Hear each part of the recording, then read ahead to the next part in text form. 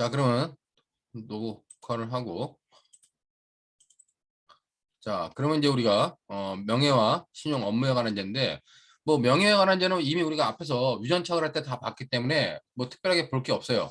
그다음에 명예와 관련된 제는 여러분들이 그 주의점만 하면 된다. 명예에 관한 제는 뭐 기본적으로 그 유전착 할 때 설명했었지만은 기본적으로 대부분의 패턴 문제가 나오는 것이 형법 309조 309조의 문제냐 아니면 정통방법 70조의 문제인데, 얘네들은 비방의 목적이 없어서, 즉 출판물 등에 의한 명예훼손죄나 비방의 목적이 없다. 그다음에 사이버 명예훼손죄도 역시 비방의 목적이 없다. 이런 이유로 전부 다 기본적으로 형법 307조 307조 2항으로 온다는 거죠. 즉 관련돼 가지고 공익적 목적을 가지고 인터넷상에다 허위 사실을 적시하거나, 허위 사실인지 모르고 적시하는 거죠. 그다음에 이제 출판물 신문에다가 허위 사실 적시하더라도 비방의 목적이 없어도 일로 온다. 이렇게 간단하게 이걸 정리해주고 넘어온 다음에, 여기 와서는 허위의 사실을 있지만 행위자가 허위의 사실에 대한 인식이 없었기 때문에 구성 요건이 결국 307조 1항에 해당할 수밖에 없다. 즉 이렇게 넘어올 때는 형법 15조 1항 때문에 허위의 사실에 대한 인식이 없어 중한죄로 처벌하지 않는다. 그럼 307조 1항에 해당할 때 이 307조 1항의 구성요건에 해당성을 다 정리해 준 다음에, 그렇다면 얘가 310조에 의해서 310조에 의해서 위법성이 조각될 수 있는가 봐야 되는데, 310조에 의해서 위법성이 조각되려면 먼저 307조 1항에 해당하는 행위가 진실성과 공익성을 갖춰야 된다. 근데 보통 케이스 문제는 진실성이 없는 거죠. 그렇기 때문에 이런 경우는 구성요건에 해당하고 위법성을 조각하지 못한다는 겁니다. 자, 그럼 이렇게 진실성의 착오가 있는 경우, 진실성에 착오가 있는 경우 어떻게 해결할 것이냐, 이와 관련돼 가지고 유전착오를 해결하는 견해, 그다음에 의무합치적 심사로 해결하는 견해, 이게 거의 판례의 내용이고, 그다음에 관련돼 가지고 마지막으로 이거는 15조 1항의 문제일 뿐이다. 15조 1항의 문제고 결국 16조로 가는 문제다. 이렇게 해결하는 견해, 세 가지가 대립한다. 그런 내용들만 여러분들이 정리해 주셨으면 되는데, 중요한 건 이 부분의 배점이 12점에서 14점 정도고 여기 배점 많지 않다는 거예요, 이건요. 근데 여기다가 집중해 가지고 여기서 시간을 많이 보내거나 여기다 공간을 많이 활용하지 말고 이 집중적으로는 이쪽으로 잘 이 패턴대로 넘어오면서, 이런 것들을 논할 때는 뭐가 없어서 안 된다, 뭐가 없어서 안 된다고 작작 해가지고 빨리빨리 넘어와야죠. 그리고 중요한 건 310조에 의해서는 위법성이 부각되지 않는다는 겁니다. 하지만 그런 진실성의 착오에 대해서 학설이 어떻게 될 것이냐 하는 학설 대립이 있다 보면 될 것 같고, 제가 그때 얘기했던지 모르겠는데, 의무합격 심사들은 법효과 제한 책임설의 문제점을 해결하려고 고의의 이중적 지위를 인정하는 양반들이 의무합격 심사를 주장하는 거예요. 그다음에 이 15조 1항을 주장하는 양반들은 유추적용설을 주장하는 손동건 교수님을 비롯한 그런 분들이 유추적용설의 문제점을 해결하려고 이걸 주장하는 겁니다. 근데 결론적으로는 뭐다? 결론적으로는 유전착 중에서 유전착으로 보는 중에서 엄격 책임설이 가장 타당하다. 그렇게 여러분들이 간단하게 정리해주면은 뭐 명예훼손죄 관련돼 가지고는 뭐 크게 문제될 게 없다라고 판단이 됩니다. 자, 그러면 명예훼손죄 관련된 사례형 문제는 뭐 이미 다 봤기 때문에 여기 문제가 있지만은 다 앞에서 봤던 부분이에요. 해설이 앞부분에 있기 때문에 앞부분에 들어가서 다시 한번 여러분들이 보면 될 것 같고, 뭐 관련돼 가지고 뭐 어려운 게 없다.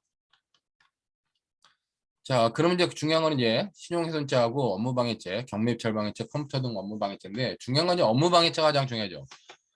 자, 이제 업무방해죄에서 우리가 논점이 되는 게 몇 가지가 있는데, 이걸 이래서, 자, 좀 칸 넓혀가지고, 자, 뭐 신용훼손죄는 신용이라는 거는 명예의 일부분이다. 즉 경제적 지불 능력이라든가 지불 의사에 대한 걸 그리고 우리가 신용이라 한다는 걸 보면 됐고, 자, 업무방해죄에서 업무와 관련돼 가지고는, 자, 업무라고 하는 개념, 업무라고 하는 개념은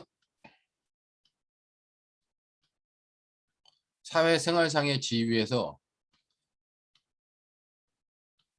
계속 반복적으로 행하는 사물을 말한다. 즉 일을 말한다는 거죠. 이게 업무의 개념적 요소예요. 자, 근데 이 업무의 개념적 요소와 관련돼 가지고 문제되는 것 중에 하나가, 자, 이 업무는 최소한 보호할 가치가 있어야 된다는 겁니다. 자, 그렇기 때문에 보호할 가치가 없는 범죄들은 행위들은 뭐다? 그거는 방해하더라도 업무방해죄가 성립하지 않는다는 거예요. 대표적인 게 성매매 업무, 그다음에 사무장병원의 업무,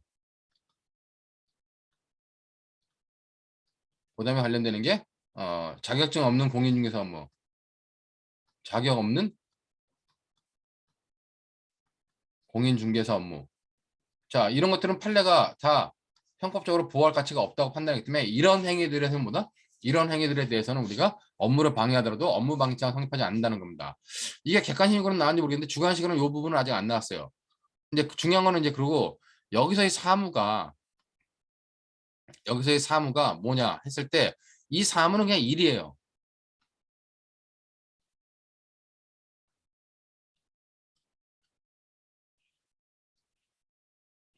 한자 잘 쓴다. 자, 사무 일이죠, 그냥. 일이란 겁니다. 자, 근데 이 사무에 과연 공무도 포함될 거냐? 공사할 때 이 사적인 업무, 공적인 업무 포함되는데 얘가 포함될 것이 있느냐와 관련돼 가지고 문제가 되는데 이 사무에 관련된 공무는 포함되지 않는다. 포함되지 않는다는 것이 판례 입장입니다. 왜냐면은 우리가 일반적으로 공무집행방해죄,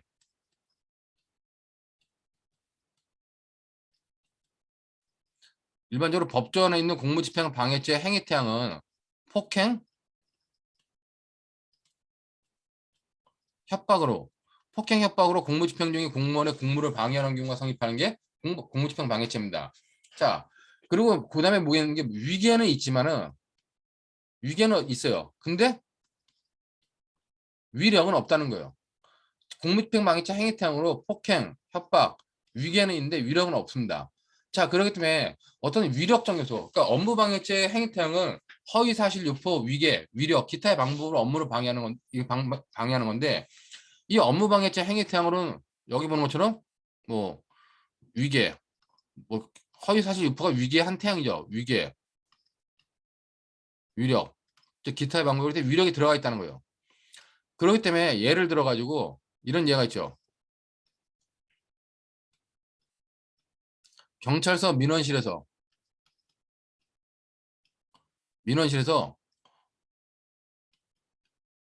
고성과 난동을 부린 경우. 자, 고성과 난동을 부려가지고 업무를 방해했다. 하는데 이 고성과 난동이라고 하는 건 판결문에 보니까 이걸 위력을 봅니다. 자, 이렇게 경찰서 민원실에서 공무집행 중인 공무원에 대해서 폭행이나 협박, 위계는 사용하지 않았어. 위력의 고성난동은 광해 폭행에 이르지 않는 그 정도의 어떤 그 의사를 제압할 수 있는 힘이라는 거죠. 자, 이렇게 한 경우에 공무집행 방해를 처벌 못해. 왜? 위력이 없기 때문에. 그러면 업무방해죄로 경찰관의 업무를 방해한 거 아니냐. 그랬을 때 관련 이 사무에 공무도 포함될 수 있냐. 가지고 우리 판례는 공무는 포함되지 않는다라고 보는 것이 우리 판례 입장이라는 겁니다. 그 때문에 이런 부분은 이제 기출문제 한번 나왔었기 때문에 이런 내용만 여러분들이 정리하면 업무방해죄에서는 크게 어렵지 않게 볼 수 있다. 그렇기 때문에 업무방해죄 관련돼 가지고 이 정도의 내용들 보호할 가치가 있는지 없는지 여부, 그다음에 공무가 포함되는지 여부 이렇게 보면 될 것 같고, 그다음에 이제 업무방해 관련돼 아직 시험 문제는 좀 안 나왔지만은 업무방해 관련돼 여러분들이 알아야 될 것 중에 하나가 바로 노동쟁의입니다. 자, 쟁의 행위는 기본적으로 사용주의 업무를 방해해요. 그렇기 때문에 쟁행위는 기본적으로 뭐다? 쟁행위는 업무방해죄 구성요건에 해당한다는 겁니다. 쟁행위는. 근데 쟁행위가 적법하면 어떻게 해요? 쟁행위가 적법하다. 적법한 경우는 업무방해죄 구성요건에 해당하지만 위법성이 조각된다고 보는 겁니다. 그러니까 쟁행위에 관련된 적법한 경우는 업무방해죄 구성요건에 해당하고 위법성이 조각돼요. 근데 쟁행위가 불법한 법적 절차를 적히잖아요. 불법한 쟁행위는 어떡하냐? 불법한 쟁행에 관련돼 가지고 업무방해죄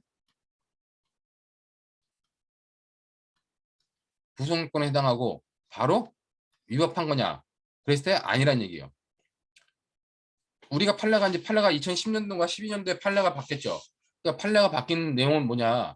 여기서 이 불법한 쟁행위가 업무방해죄로서 구성권에 해당하고 위법성이 인정되려면 이 불법한 쟁행위는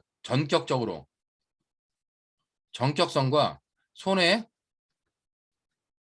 중대성, 즉 손해의 중대성이죠. 손해의 중대성이라고 하는 불법적 장애행위로서 전격적으로 이루어졌고 손해가 중대했다. 이런 경우에만 업무방해죄의 위법성이 인정되는 것이고 단순히 불법하다고 해가지고 무조건 업무방해죄 위법성이 인정되는 건 아니다. 그러니까 이런 판례까지 여러분들이 좀 받으면 될 것 같아요. 그 쟁의와 관련된 것도 아직 시험 문제 안 나왔지만은 이런 판례까지 여러분들이 정리를 하고 그 다음에 이제 행위 관련된 작년에 나왔던 판례 중에 하나가 2020년도에 나왔던 판례 중에 하나가 쟁의행위는 자기 사업주와 사용자와 노동자 사이에서만 적용되지 쟁의행위가 적법하다 할지라도 다른 사업장에서 한 쟁의행위는 원래 불법한 거예요. 근데 그 쟁의행위가 다른 사업장에서 이루어진 이유가 원래 사용자가 적법한 쟁의행위라면은 대체 근로를 못 시키는데 대체 근로를 불법적으로 시켰기 때문에 그걸 막으러 간 경우는 적법한 쟁의행위에 일정한 행위로 적법한 쟁의행위를 유효하게 만들기 위한 이거를 유효하게 만들기 위한 행위로서 정당행위에 해당한다고 판례가 장년 판례이기 때문에 그건 아마 객관식용 정도로 뭐 그 정도의 의미만 여러분들이 보면 될 것 같습니다. 그렇기 때문에 업무방해죄와 관련돼 가지고 이 정도의 내용들로 정리하면은 뭐 크게 어렵지 않게 볼 수 있다. 그래서 시험 문제도 보면은 여기 보면 자, 위 회사 전무이사인 병은 자, 전무이사인 병은 국립초등학교에 다니는 딸의 담임교사 A가 자, 이 담임교사 A는 뭐예요? A는 공무원입니다. 자, 국립초등학교에 다니는 다 국립이지 뭐 사립 다니는 애들 이상한 애들이죠. 어? 사립 초등학교는 다 대부분 국립이 사립이 특이하죠. 그러면 일부러 이제 이 공무원이라는 걸 확인하기 위해서 국립초등학교 다닌다라고 했는데 이 공무원인 담임교사 A가 평소 딸을 많이 혼내는 것에 불만이 있었는데 위 초등학교 부근을 걸어가다 도로에 인접한 딸의 교실에서 수업을 하고 있는 A를 보고 화가 나 위 교실 창문을 열고 자, 위 교실 창문을 열고 교실 안으로 얼굴을 들이밀어 자, 이거 뭐요? 교실 창문으로 얼굴을 들이밀었다는 거는 이 교실 안에 있는 사생활의 평온을 깨친 행위죠. 그렇기 때문에 신체 전부가 안 들어가더라도 신체 일부만 들어가더라도 사생활의 평온을 깼다면은 그거는 주거 침입죄가 성립한다는 겁니다. 그렇기 때문에 이와 관련돼 가지고 결국 이거는 주거 침입이 되겠죠. 자, 또 큰 소리로 잘 사는 애들만 대접받는 더러운 세상에 외쳤어요. 자, 근데 A가 제지하는데도 병은 약 20분간 계속 크게 소리를 내지르며 소란을 피워 A는 수업을 중단했습니다. 자, 여기 이렇게 이 부분 소란을 피웠다. 이것이 과연 폭행이겠냐? 그럼 폭행이 아니고 이건 위력에 해당한다는 거예요. 즉 이제 지문에 나올 때 난동을 부리거나 소동을 부리거나 소란을 피웠다 이렇게 나오는데 이건 대부분 다 위력에 해당하는데 위력으로 이 A의 수업을 중단시켰기 때문에 이와 관련돼 가지고 이것이 공무집행 방해죄가 성립하겠냐? 공무집행 방해죄 성립하지 않죠. 왜냐하면 위력이기 때문에. 그렇다면 업무방해죄 성립하겠냐? 업무방해죄도 성립하지 않는다는 겁니다. 왜냐하면 업무방해죄 업무에는 이 공무를 포함하지 않는다는 겁니다. 그다음에 학생들은 더 이상 수업을 받지 못하게 되었다. 그러면 공무원인 선생님의 업무는 방해한 거 아니지만 공무원인 선생님의 일은 공무지만은 학생들은 일반 사인이기 때문에 학생들이 수업 받는 게 업무가 아닐까라고 판단하는데 학생들 뭐 초등학생들이 수업 받는 거는 그 헌법과 법률에 의해서 주어지는 의무 교육이기 때문에 이건 학생들의 사회생활상의 지위에서 계속 반복적으로 행하는 사무는 아니다라고 이제 판단을 하는 겁니다. 그래서 이와 관련돼 가지고 사실관계 2에서 뭐 관련돼 가지고 이런 뭐 죄책이 어떻게 되냐 보면 되고 그다음에 여기 뭐 병은 뭐 B와 토지 매매 계약을 체결한 후 갑과 명의신탁 약정을 체결하고 곧바로 반명의로 소유권 있는 말씀 허위로 라며 허위로 갑을 갖다가 병이 또 어떻게 냐 병은 나중에 뭐 갑을 경찰에 고소해요. 근데 이 무고죄가 될 수 있겠냐 관련돼 가지고 이거는 이 사실 자체 여기서 이제 이렇게 한 자체가 이제 명의신탁 중간 생략형 명의신탁인데 중간 생략형 명의신탁이 처분하더라도 횡령죄 성립하지 않기 때문에 이때는 무고죄에서는 최소한 허위의 내용이 형사처벌의 대상이 돼야 된다는 겁니다. 근데 이거는 형사처벌의 대상이 되지 않기 때문에 아예 무고죄도 성립하지 않는다는 거죠. 뭐 그런 정도의 쟁점들이 뭐 요것의 쟁점이었다 이렇게 보면 될 것 같아요. 관련돼 가지고 이렇게 보면은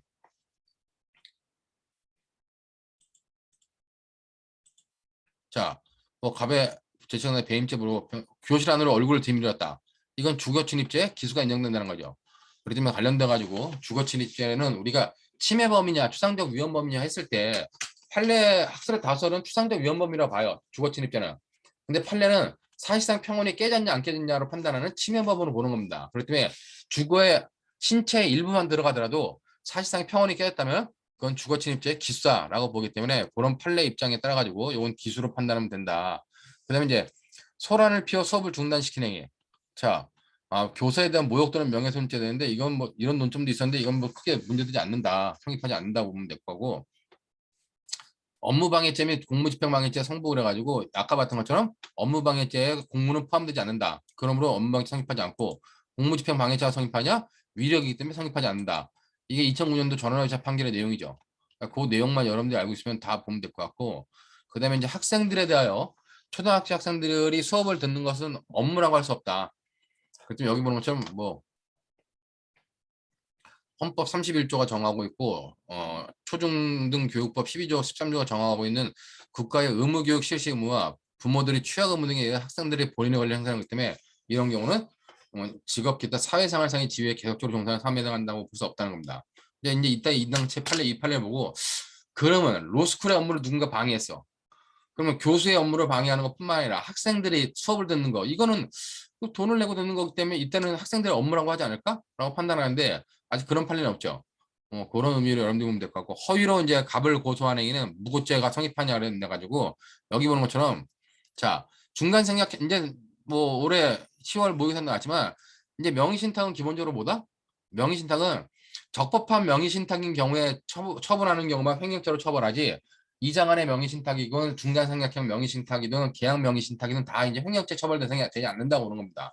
그렇기 때문에 병과 갑이 맺은 중간생략형 명의신탁으로서 판례에 의하면 어떤다? 횡령죄 성립하지 않는다는 겁니다. 그렇기 때문에 갑의 행위가 횡령이가 형사범죄를 구성하지 아니하므로 고소 역시 성립하지 않는다. 그런 의미로 여러분들이 뭐 정리해두면 될 것 같아요.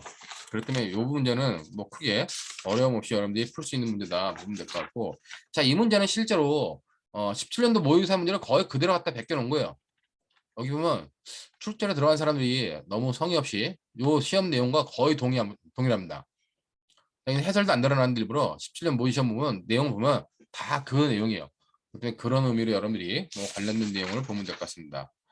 자, 이렇게 해가지고 명예, 업무에 관련된 죄들을 받고 이제 마지막으로 사생활의 평온에 관련된 죄를 보는데 사생활의 평온에 관련된 죄는 여기 뭐 비밀침해죄, 주거침입죄가 있지만은 비밀침해죄 뭐 1항은 316 여기 이게 잘못돼 있네. 계속 316조 2항 그다음에 이게 317조죠. 317조의 내용이다. 뭐 전제 친고죄도 있다. 비밀침해죄는 크게 어려움이 없을 것 같은데 중요한 건 이제 주거침입죄입니다. 주거침입죄는 이제 9월 9일날 대법원 전원합체 판결이 나오면서 좀 이렇게 다른 의미로 바뀌어야 되는데 관련돼 가지고 자 여기다가 쓸까? 아니, 주거침입죄는 여기다가 아 차라리 주거침입죄는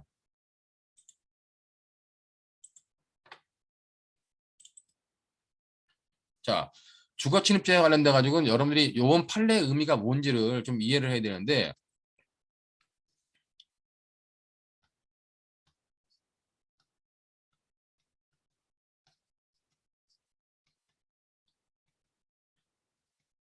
주거침입죄의 보호법익과 침입의 판단이라고 하는 의미로 여러분들이 이걸 좀 봐야 될 것 같아요. 자, 이게 뭐냐면 우리 9월 9일 날 대법원에서 9월 9일 날 주거 침입자 관련된 두 개의 판결이 나왔어요. 두 개 판결이 나왔는데 두 개의 판결은 조금 특이한 판결입니다. 여러분들이 먼저 주거 침입죄 보호법이 뭐예요? 주거 침입죄 보호법이 사실상 평온이다 라고 하는 사실상 평온설이 지금 판례 입장이자 좀 다수의 입장입니다. 자, 근데 사실상 평원설 전에 있다면은 지금도 박상기 교수님이라든가 뭐 이제 교수님 아니지만 전 박상기 장관께서 그다음에 돌아가신 이재상 교수님께서 주장하시는 거는 주거건설이에요. 자, 근데 이 주거권설 전에 주장하는 게 일본에서 우리 의용형법 시대 때 일제시대 쓰는 형법에서는 구주거권이었습니다. 이 구주거권은 주거라고 하는 권리가 있는 사람의 그 주거권을 침해하는 것이 주거침입죄다. 그럼 이 주거권은 누가 갖느냐? 주거권은 호주 또는 가장만 갖는다 해가지고 이건 일제시대에서 일본에서 적용했던 판례고 그 이후엔 의미가 없다는 겁니다. 왜? 집에는 주거할 수 있는 권리라는 게 호주하고 가장만 있다고 봤던 거는 이건 현대적 형법, 현대적 법학에서는 인정되지 않는다는 거예요. 그렇기 때문에 지금 관련돼 가지고 주거권과 사실상 평온설이 대립이 있다는데 이 주거권이다라고 하는 주장하는 사람들은 주거에 그러니까 기거할 수 있는 권리, 주거에 기거할 수 있는 주거권이라고 하는 거는 누가 갖는 거냐?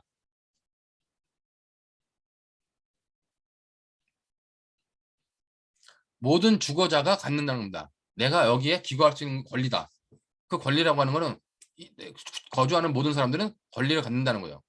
자, 이게 주거건설의 입장이고 사실상 평원설은 뭐냐? 사실상 평원설은 실제로 사실상 평원은 그러니까 주거건설에서는 모든 주거자가 사실상의 평원을 가는 거고 사실상 평원은 그냥 거주자의 사실상 평온이 보호법익이라고 부르는 겁니다.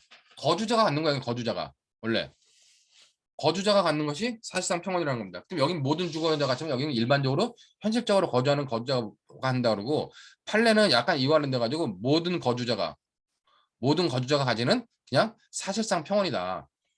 자, 모든 주거자의 권리라고 보는데 이 권리하고 사실상 평온의 차이점은 뭐냐? 사실상 평온의 차이점은 권리라고 하는 것은 기본적으로 권리가 없으면 어떻게 해요?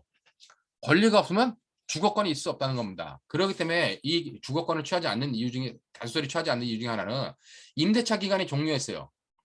임대차 기간이 종료하면 그 임대차 기간이 종료한 후에 그 집에 주거할 수 있는 권리가 있어요? 권리가 없다는 겁니다. 그렇기 때문에 그럴 때는 집주인이 들어가서 끌어내도 된다는 거예요. 나가라고 그 집에 들어가도 된다는 겁니다. 그럼 주거 침입자가 안 된다는 거예요. 자, 모든 주거자의 권리라고 할 때는 권리가 아닌 부분, 권리가 없어진 부분은 결국 보호할 수 없다는 문제가 생긴다는 겁니다. 그렇기 때문에 사실상 평원서는 그거는 권리가 아니라 그 주거에 거주에 그 주거에 기거하고 있는 실제 기거하고 있는 사람들의 사실상 평온을 깨느냐 안 깨느냐로 판단을 해야지 그 권리가 있냐 없냐로 판단할 필요는 없다는 겁니다. 그렇기 때문에 임대차 기간이 종료한 다음에도 즉 주택 임대차 기간이 종료한 다음에 또 거기서 사실상 평온하게 살고 있는 사람들이 있다면 그 사람들의 평온은 보호되어야 된다. 그렇기 때문에 사실상 평온설이 지금에 있어서의 어떤 통설적 입장이다. 판례 입장이다. 그렇게 여러분 보면 돼요. 자, 문제는 이제 뭐냐? 문제는 그러면 주거건설에서 침입을 판단하는 방법이 뭐예요, 원래요? 침입을 판단하는 방법은 주거건설에서는 뭐예요? 모든 주거자한테 권리가 있기 때문에 침입이냐 아니냐 판단하는 건 침입이 안 되려면 모든 주거권자의 동의가 있어야 된다는 겁니다. 모든 주거권자의 동의를 받아야지만 주거 침입이 아니고 동의를 못 받으면 주거 침입이 된다는 거예요. 자, 근데 사실상 평원서는 뭐예요? 사실상 평원서는 침입을 판단하는 방법을 사실상 평온의 깨진 여부로 판단하는 게 원래 사실상 평원설의 입장이라는 겁니다. 자, 근데 대법원은 사실상 평온을 주장하면서 자, 모든 거주자 아니면 거주의 사실상 평온이 보호법이라고 보면서 침입 방법에 대한 뭐예요? 주거건설은 당연히 이걸 취해요. 근데 사실상 평온설은 원래 이걸 취해야 되는데 판례하면 이걸 취해야 되는데 우리 판례는 그동안 이걸 안 취하고 이렇게 갔다는 겁니다. 계속. 그렇기 때문에 사실상 평온이 깨졌냐 안 깨졌냐는 주거권자의 동의를 받았냐 안 받았냐는 이 부분으로 판단을 한 거예요. 여태까지. 자, 그렇기 때문에 주로 이제 이쪽으로 갔기 때문에 이와 관련돼 가지고 이와 간 것 중에 대표적인 것 중에 하나가 바로 우리 이번에 나왔던 것처럼 예를 들어 가지고 뭐 여기다 쓸까요? 예를 들어 가지고 지금 간통죄가 없었지만 간통의 목적으로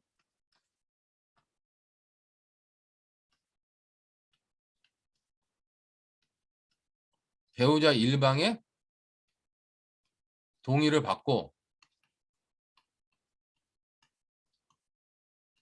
들어간 경우 이와 관련돼 가지고 우리 판례는 뭘 하느냐 여태까지 전원합체 판결 전까지 우리 판례는 간통의 목적으로 배우자 일방의 동의를 받았다 할지라도 배우자 일방의 동의를 받아가지고 들어갔다 할지라도 이건 뭐요? 다른 배우자의 추정적 승낙을 받을 수 없다.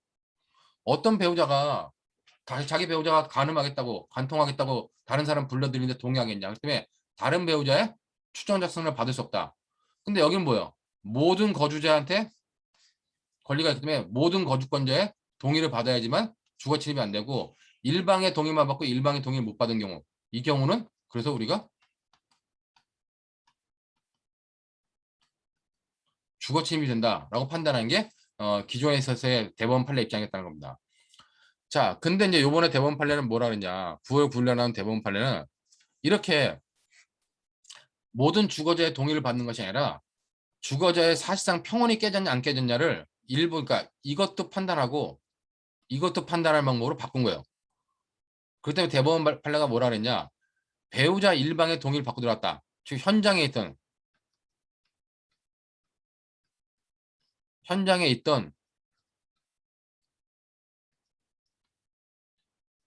거주자의 동의가 있었고 그다음에 들어가는 방법이 평온하게 들어갔다.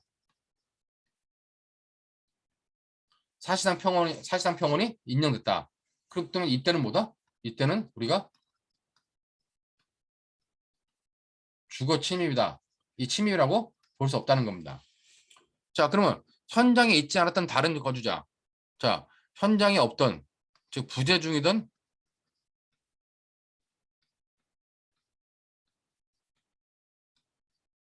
거주자의 동의는 중요하지 않다라고 판단한 거예요. 자, 이러면서 판례가 제시한 게 뭐냐? 거주자가 여러 명이면 여러 명한테 다 동의 받을 것이 아니라 현장에 있던 거주자의 동의만 받으면 된다는 겁니다. 현장에 있던 거주자의 동의만 받으면 안 되고 그다음에 들어가는 동의를 받았더라도 들어가는 법이 창문을 넘어 들어가거나 이런 방법으로 들어갔으면 주거침입이라고 볼 수 있겠는데 그냥 문을 열어줘가지고 사실상 평온하게 들어갔다.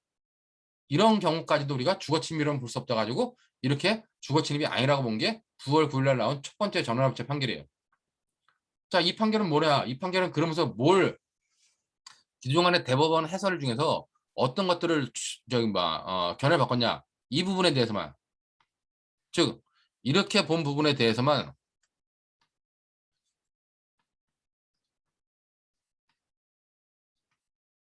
견해를 변경한 거예요. 그럼 대법원이 이제 사실상 평온서를 취하면서 주거 침입의 개념을 사실상 평온의 깨짐 여부로만 전적으로 판단했냐? 그건 아니란 얘기입니다. 그렇다면 지금도 뭐요? 지금도 동의도 중요하고 이것도 중요하다. 약간 이쪽에서 완전히 이쪽으로 보면서 이쪽으로 좀 돌아왔다는 거죠. 이런 의미로 여러분들이 이 주거 침입죄에 관련된 내용을 보면 될 것 같아요. 그렇다면 이런 내용에 관련돼 가지고 주거 침입죄의 첫 번째 판결이었고 이 판결은 실제로 간통의 목적으로 들어간 이 경우였는데 이 전원합체 판결이 나오기 전에 대법원에서 저게 있었죠. 대법원에서 관련돼 가지고 이제 공개가 변론이 있었어요. 이제 공개 변론에서 문제된 케이스는 뭐냐? 공개 변론에서 문제된 케이스는 여기에 갑과 을이 살고 A라고 하는 자녀가 살아요. 자녀가 사는데 자 이게 거주자야. 주거야. 근데 갑과 을이 외출을 했어. 외출을 했는데 A가 친구 B, 친구 B를 들어오라 그래가지고 놀러 오라 해서 놀러 와서 놀았다는 겁니다. 놀면서 담배를 폈어요. 자, 이 외출한 갑과 을은 B가 불량 청소년이라는 걸 알고 얘한테 절대 놀지 말라. 그리고 얘는 절대 집에 못 들어오게 해라. 얘는 절대 들어오면 안 된다. 그러고 나갔어요. 이게 만약에 옛날 판례 같으면 어떻게 돼요? 옛날 판례 같으면 얘는 뭐요? 모든 거주자기 때문에 A의 동의는 받았지만 부모인 갑과 을의 동의 못 받았다는 겁니다. 그럼 얘가 뭐가 돼요? 얘는 옛날 판례에 의하면 이 친구 B는 주거 침입자가 되는 거야. 주거 침입자가 되고 그럼 얘는 뭐예요? A는 주거 침입자 공동정범이거나 최소한 뭐 관련돼 가지고 교사범 정도 되겠죠. 뭐 이걸 어떻게 처벌할 거냐 얘를. 그러니까 이 공개 변론에서 이런 문제 제기를 하면서 결국 이렇게 봐야 된다고 주장했는데 이렇게 주장한 건 외대 김성규 교수가 이렇게 주장했고 이것도 처벌해야 된다고 하는 거는 이상한 주장을 한 놈은 한 놈이라고 안 되죠. 하지만 뭐 현재 교수인데 그래도 후배니까 뭐 그 친구는 이거 이렇게 해서 처벌해야 된다고 한 거야.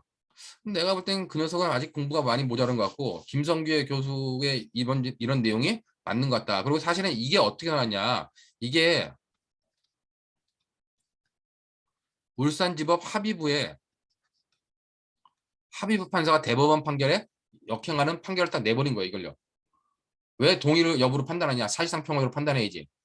얘가 들어갈 때 사실상 평온하게 들어갔다면 이거는 주거침입이 무조건 아니라 라고 해가지고 기존의 대법원 판결과 다르게 사실상 평온으로만 봐야 된다라고 이렇게 주장을 한 겁니다.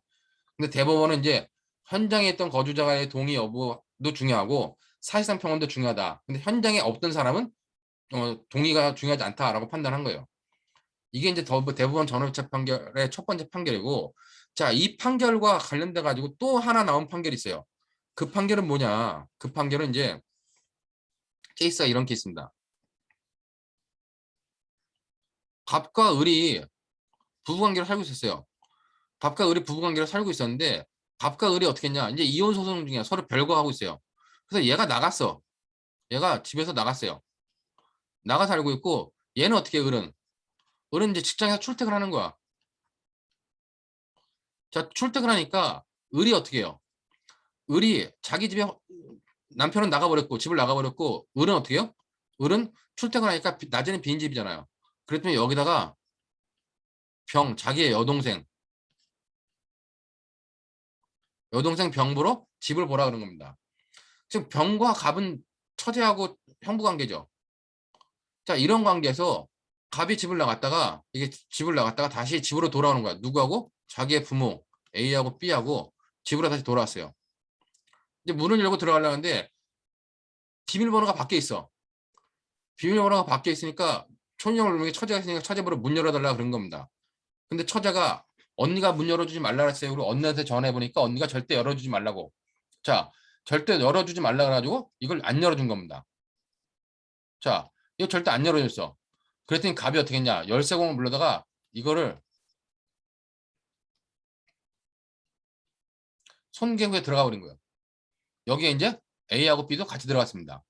그랬더니 A하고 B는 얘를 다 뭘로 교사했냐. 얘와 관련돼가지고 검사가 폭처법상에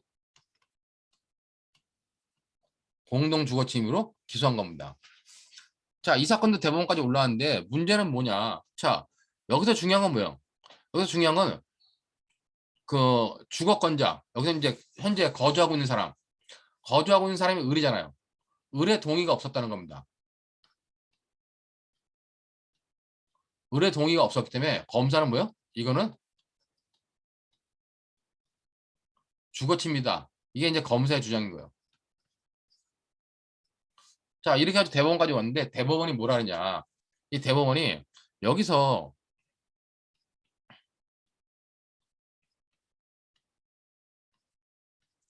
공동으로 주거하는 주거권이라 그러면 자꾸 이제 뭐 판례가 그런 거니까 공동 주거자들은 자 서로 수인 의무가 있다는 겁니다. 즉 갑은 뭐요? 갑은 을과 갑이 같이 사용하는 부분은 갑이 사용하는 부분에 있어 을이 수인 의무가 있고 을이 사용하는 부분에서 갑도 수인 의무가 있다는 거예요. 그러니까 공동 거주자사들은 서로 수인 의무가 있기 때문에 관련돼 가지고 다른 사람의 사용을 그러니까 서로 수인 의무이기 때문에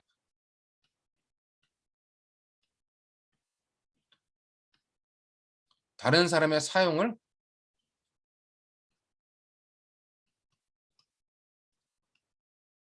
거절할 수 없다는 겁니다. 자, 서로 수인한다는 의미는 뭐예요? 각자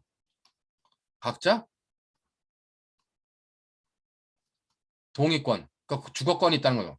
주거권이라는 건데 각자 누구나 들어오게 할 수 있다는 겁니다.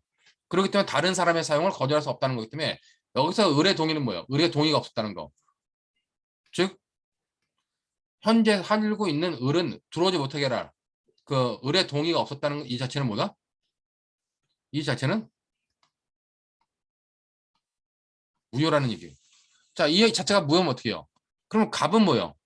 갑은 원래 들어올 권리가 있는 사람이고 공동 주거자 중에 한 사람이기 때문에 얘가 들어올 권리가 있는 거고 자기가 이렇게 들어온 거 이게 손괴어 들어오는 거 이거는 자기 집에 들어가는 거기 때문에 범죄가 아니라는 겁니다. 이건 뭐다? 주거자가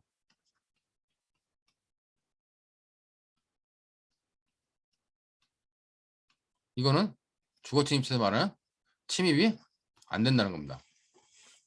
자, 그러다 보니까 침입이 안 되니까 어떻게 해요? 침입이 안 되니까 이에 갑이 동의한 A하고 B는 뭐요? A하고 B는 갑의 동의를 받고 같이 들어가기 때문에 당연히 A의 B도 A나 B도 침입이 아니란 얘기예요. 이게 만약에 침입이라면 얘도 침입이죠. 얘한테는 동의 받았지만 을한테 갑한테는 동의를 안 받았잖아요. 그렇기 때문에 이 들어와 있는 처제도 침입이 될 수 있다는 겁니다. 그렇기 때문에 대법원 판례가 판단한 건 이렇게 비록 동의권자가 일방의 동의를 못 받았다 할지라도 그 동의는 무효라는 겁니다. 그 동의를 거절할 수 없다는 거예요. 결국 그래서 얘한테는 뭐다? 얘한테는 갑과 A, B는 무죄라는 겁니다. 이게 대법원 전원협체 판결인 거예요. 그렇기 때문에 잘못 보면은 동의를 안 받고 들어갔기 때문에 현재 거주하고 있는 배우자 을의 동의를 안 받고 들어갔기 때문에 동의 안 받고 들어갔기 때문에 주거 침입이냐? 그러면 사실상 평원으로 갔으면 어떻게 해요? 사실상 평원설로 갔더라도 들어가는데 정상적인 방법으로 안 들어가고 문을 부수고 들어갔네? 그럼 사실상 평원을 깬 거 아니냐? 근데 그거는 갑은 공동 거주자이기 때문에 그건 자기 집에 자기가 들어갈 수 있는 거는 자유라는 거예요. 막혀 있으면 그 방법을 뭐 문을 부수라도 자기가 들어가는 건 형법상의 범죄가 되지 않는다라고 판단한 것이 이번 대법원 전원협체 판결의 의미라는 겁니다. 그렇기 때문에 이런 의미로 여러분들이 좀 받으면은 뭐 관련된 내용으로 크게 어렵지 않게 볼 수 있다라고 판단이 됩니다. 자, 요 정도의 내용이 바로 9월 9일 날 났던 두 가지 전원협체 판결이기 때문에 그 전원협체 판결 관련돼 가지고 그런 내용만 여러분들이 좀 받으면 될 것 같아요.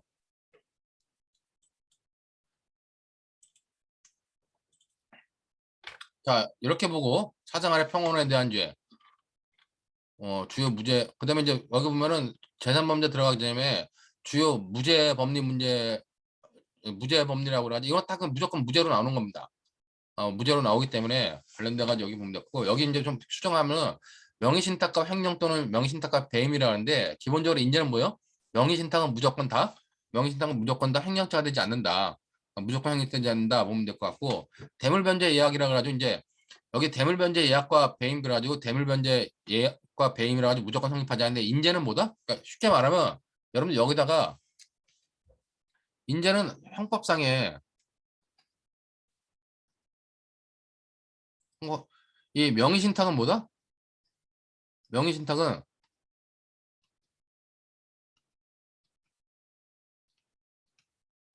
정의법한 명의신탁자에서 수탁자가 처분한 경우만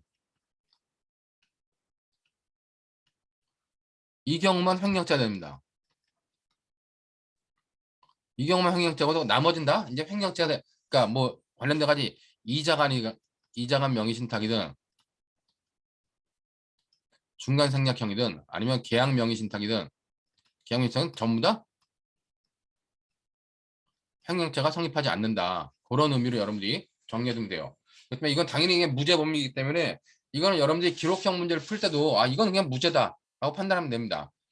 적법한 명의신탁은 뭐예요? 적법한 명의신탁은 부부간의 명의신탁이거나 종중재산에 대한 명의신탁. 그 부동산 실명법에 나와 있는 그 두 가지 이외에는 다 무조건 횡령죄가 성립하지 않는다. 그 경우만 성립하고 나머지 횡령죄가 성립하지 않는다. 그렇게 여러분들이 정리하면 될 것 같고 그 다음에 이제 관련돼 가지고 저기 어디야? 대물변제 예약과 뒤에 나오는데 이거는 이제 대법원의 판례가 작년에 이제 전부 다 바뀌면서 관련돼 가지고 대물변제 예약과 배임이라 그러는데 배임이 안 되는 게 뭐예요? 이제는 대물변제 예약 그다음에 동산 이중양도. 자, 여기 쉽게 말하면 여기는 부동산 이중 매매만 이게 배임죄가 되고 나머지는 다 배임죄 안 된다고 보면 돼요. 대물변제 그러니까 여기 보면 동산 이중양도 그러니까 이중매매 그다음에 부동산 이중매매 그다음에 이제 관련돼 가지고 부동산에 대한 이중저당. 그러니까 여기 재물변제, 이중저당. 이중저당은 저당권 설정 안 하고 다른 사람들 저당권 설정인 건데 요 판례와 관련돼 가지고 매매한 경우도 포함됩니다. 그렇기 때문에 뭐 저당권을 설정해 주기로 해놓고 저당권 설정하지 않고 그냥 매매해버린 경우, 그것도 여기가 똑같은 케이스고, 대물변제 이하, 이중저당, 그다음에 이제 등록된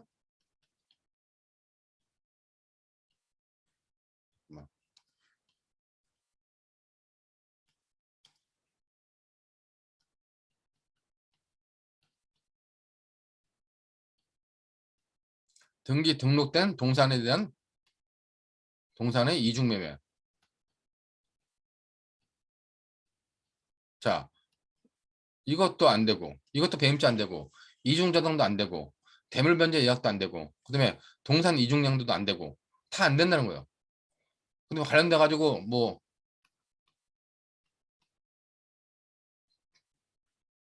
올해 나온 판례가 하나 그죠?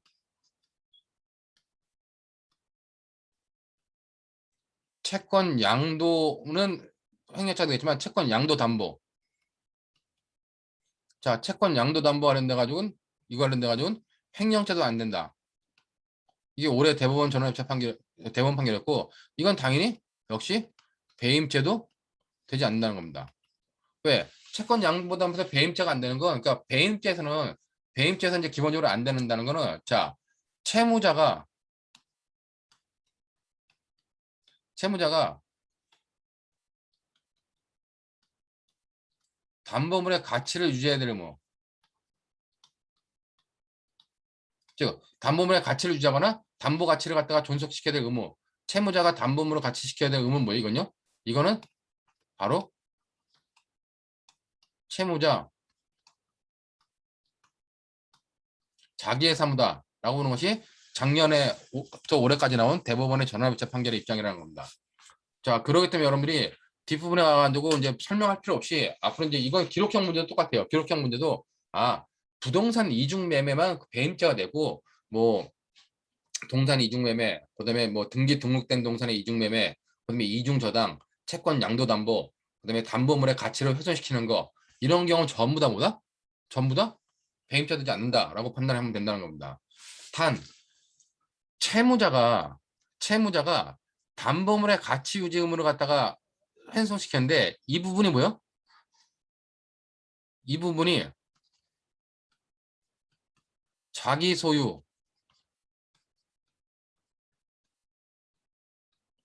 타인 점유물인 경우 어떡합니까?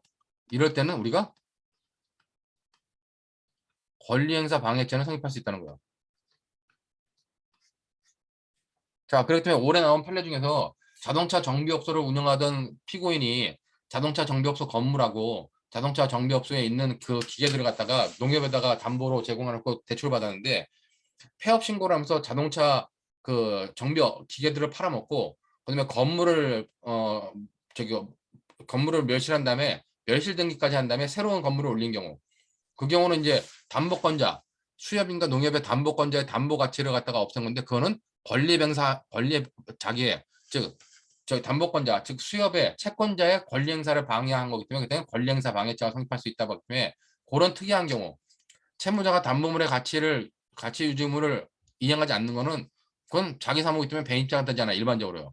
근데 그것이 자기의 소유자 타인 점유가 되는데 타인의 그 권리 행사를 방해하는 경우에는 요 죄로 성립할 수 있다.